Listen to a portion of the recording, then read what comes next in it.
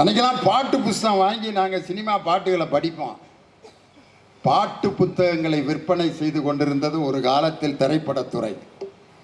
ஆனால் என் தானை தலைவன் கலைஞர் வசனம் எழுதிய பிறகுதான் வசனம் என்று போட்ட அந்த கலைஞர் என்ற பெயரை பார்த்தவுடன் அரங்கமே கைதட்டியது யாருக்கென்றால் என் தானை தலைவன் டாக்டர் கலைஞர். கதை வசனம் மு கருணாநிதியின் போட்டோன்னா கைத்தட்டு.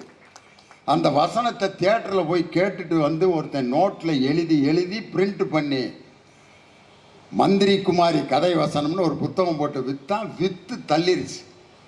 பாட்டு புத்தகத்தை விற்று கொண்டிருந்த திரைப்படத்துறை வசன புத்தகம் விற்க ஆரம்பித்தது என் தானை தலைவன் டாக்டர் கலைஞர் வசனம் எழுதின பிறகுதான். மந்திரி குமாரி படத்தில் ஒரு வில்லனை காட்டுவார்.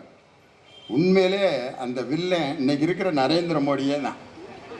அந்த கேரக்டர் அப்படியே இருக்கும். கடைசியாக நீதிமன்றத்தில் நிப்பாட்டியிருப்பாங்கய்யா, தூக்கு தண்டனை கொடுத்து நின்றுருப்பான். தூக்கு தண்டனை இதே மாதிரி தான் தூக்கு தண்டனை ஒரு 3 நாட்டுக்காரங்களுக்கு கொடுத்துருக்காங்க. அமெரிக்காக்காரனுக்கு கொடுத்து உனக்கு மரண தண்டனை, உன் கடைசி ஆசை என்ன அப்படின்னு அமெரிக்காக்காரன்ட்ட கேட்டதுக்கு, ஐயா நான் இறந்த பிறகு எனது உடலை ஆபிரகாம் லிங்கனுடைய சமாதிக்கு பக்கத்தில் புதைக்க வேண்டும். ஓகே கிராண்டட்ன்ட்டார். ரஷ்யாக்காரன் தூக்கு தண்டனை, உனக்கு மரண தண்டனை விதிக்கப்படுகிறது, கடைசி ஆசை என்ன? என் உடலை நான் இறந்த பிறகு லெனின் சதுக்கத்துக்கு பக்கத்தில் புதைத்து விடுங்கள். நம்பால் போயிருக்கேன். இந்தியாக்காரரே உனக்கு மரண தண்டனை, கடைசி ஆசை என்ன? நான் இறந்த பிறகு நீதிபதி ஐயா உங்கள் சமாதி பக்கத்தில் என்னை புதைங்கன்னு இருக்கேன். அட போடாதி பல, நான் எப்படா சாகிறது? நீங்கள் நல்லா இருங்க ஐயா, 100 வருஷம் இருங்க, நீங்கள் எப்போ சாகுறீங்களோ அது வரைக்கும் நான் ஜெயிலில் இருந்துக்கிறேன்ட்டான். தப்பிச்சிட்டேன். ஆனால் கலைஞர் காட்டிய அந்த வில்ல தூக்கு தண்டனை வழங்கப்படுது. உனக்கு மரண தண்டனை, உன் கடைசி ஆசை என்ன?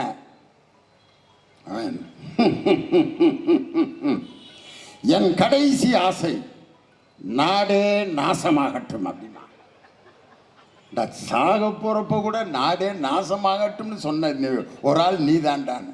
இது வேற யாரும் இல்லை, நம்ம ஒன்றிய பிரதமர் நரேந்திர மோடி தான். 10 ஆண்டுகள் இந்த நாட்டை நாசம் செய்ததனுடைய விளைவுதான் இன்று இந்தியாவிலேயே ஒரு மாபெரும் மாறுதல் தேர்தலில் நிகழ்ந்திருக்கிறது. ஜனநாயகம் துளிர்விட்டிருக்கிறது. இதே கலைஞர் அவர்கள் மந்திரி குமாரி படத்துக்கு வசனம் எழுதுறதுக்கு பூஜை போட போகிறாங்க. அப்போ பூஜைக்கு ஒருத்தர் வர்றாரு, ஒரு ஐயர். பூஜை போடுறதுக்கெல்லாம் ரெடியாக இருக்கிறதா என்ன எல்லாம் அதெல்லாம் எடுத்து விட்டுட்டாளா, எல்லாம் ரெடியாக இருக்கு. கலைஞர் இப்படியே பார்த்தார். வாங்க அப்படின்னாரு. நல்ல நேரம் குறிச்சிட்டு போக வந்திருக்கேன் அப்படின்னா. அப்படியா? இதே மாடர்ன் தியேட்டர்ஸ்காரங்க இதுக்கு முன்னாடி ஒரு படம் எடுத்தாங்க, மாயாவதின்னு. அந்த படம் உங்களுக்கெல்லாம் தெரிஞ்சு, எனக்கே தெரியாது. கலைஞர் நெஞ்சுக்கு நீதியில் படித்து சொல்கிறேன். அந்த மாயாவதி பயங்கர தோல்வி படம். அப்போ அந்த இவரை கூப்பிட்டு, நேரம் குறிக்க வந்தவரை கூப்பிட்டு கேட்டிருக்காரு, அந்த மாயாவதி படத்துக்கு நீங்கள் தான் நேரம் குறிச்சிங்களா அப்படின்னாரு. ஆமாம் நான் தான் நேரம் குறித்தேன், வேற ஒன்றும் இல்லை, இதுக்கு நேரம் குறிக்கிறீங்களா அப்படின்னாரு. பக்கத்தில் இருக்க பூரா திருப்தி. யாரையும் துன்புறுத்த மாட்டார், தன் சிந்தனை அப்படி தெளிச்சுட்டு போயிடுவார். உட்கார்ந்திருப்பவர்களை எல்லாம் சிந்திக்க வைத்த தலைவர். அந்த ஒரு வாக்கியத்தில் எவ்வளவு சிந்தனை பார்த்தீங்களா? அந்த மாயாவதி படம் ஓடாததுக்கு அவன் தான் நேரம் குறித்தான். ஆனால் அந்த படம் ஓடல. ஒரு நேரம் குறித்து பூஜை போடுவது மட்டும் ஒரு படத்தின் வெற்றியை தீர்மானிப்பதல்ல. அந்த படம் மக்களுக்கு எப்படிப்பட்ட செய்தியை சொல்கிறது, எப்படிப்பட்ட நடிப்பை தந்திருக்கிறது என்பதை வைத்துத்தான் ஒரு படத்தினுடைய வெற்றியே தீர்மானிக்கப்படுகிறது. அப்படிப்பட்ட சிந்தனைகளை இந்த நாட்டுக்கு அள்ளி கொடுத்த தலைவர் முத்தமிழறிஞர் டாக்டர் கலைஞர். இன்னைக்கு பார்த்தீங்கன்னா திராவிட மாடல் ஆட்சி, இன்னைக்கு இன்னும் 2 ஆண்டுகள் தொடர்ந்து இந்த ஆட்சி நடக்க போகிறது. இன்று இந்த 40க்கு 40 வெற்றி பெற்ற இந்த நிலையை பார்த்தவுடன் இந்தியாவில் இருக்கும் அனைத்து பத்திரிகைகளும் என்ன எழுதி கொண்டிருக்கிறார்கள் என்றால், ஸ்டாலின் என்ற சக்தியை எந்த சக்தியாலும் இனி தகர்க்க கூட முடியாது என்று எழுதியிருக்கிறார். He is just like a rock. He cannot be blocked by any hammer அப்படின்னு எழுதியிருக்காங்க. எந்த சுத்தியலாலும் உடைக்க முடியாத பாறை போன்ற சக்தியாக உருவெடுத்திருக்கிறார். இந்த சக்தி 2026 எங்கள் தளபதி தான் முதலமைச்சர் ஆவார். இதை எந்த சக்தியாலும் தடுக்க முடியாது. காரணம், இந்த நாட்டை ஏமாற்றி கொண்டிருந்த அந்த சக்திகளுக்கெல்லாம் விடை கொடுத்து இன்று வீட்டுக்கு அனுப்பிய காலம் இது.